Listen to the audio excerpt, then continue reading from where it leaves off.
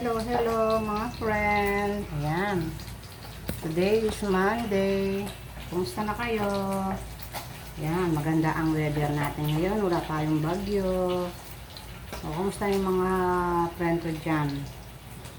Alam ko, nagre-ready din sila ng pagkain ng kanilang mga pamilya. Ayan, wala tayong pasok ngayon kasi walang pasok yung mga estudyante. So, kamusta na kayo? Ito for today's video mga friend. Ito, nagluluto tayo ng bangos. Yan o. Piprito tayo ng dahil na bangos.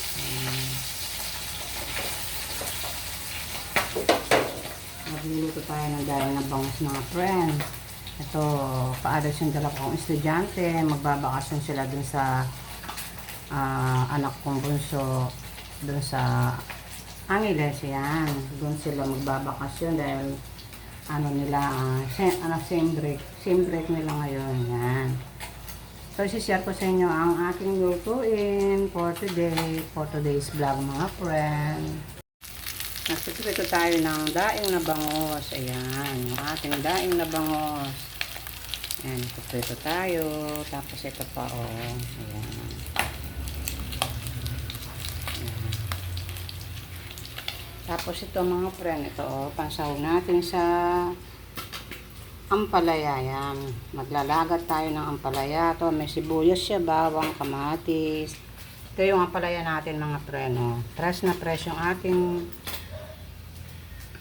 ampalaya, yan. Fresh from the farm, yan. At tapos si Ron, ito, oh, magpabili siya ng tosino. Yan. Matagal na daw siya hindi kumakain ng tosino. Kaya ito, kahapon nagpabili siya. Sa may palengke. Yan. Yan, ito yung ating daing na bangos. Ayun, oh. Na-toasted ng konti mga friends. Ayan pa yung iba. Ayan. Terno dito sa ating ampalaya. Ayan. Maglalagat tayo ng ampalaya mga friend. Lalagyan natin siya ng egg. Kukuha tayo ng egg doon sa rep. Ayan. Ayan. Samahan nyo ako sa aking pagluluto mga friend. Dito sa ating kusina. Ayan. Nandito tayo sa aking kusina. Ayan, yung kusina ako mga friend. Marami na naman akong labahin. Ayan. Nangingindat na naman yung aking basket.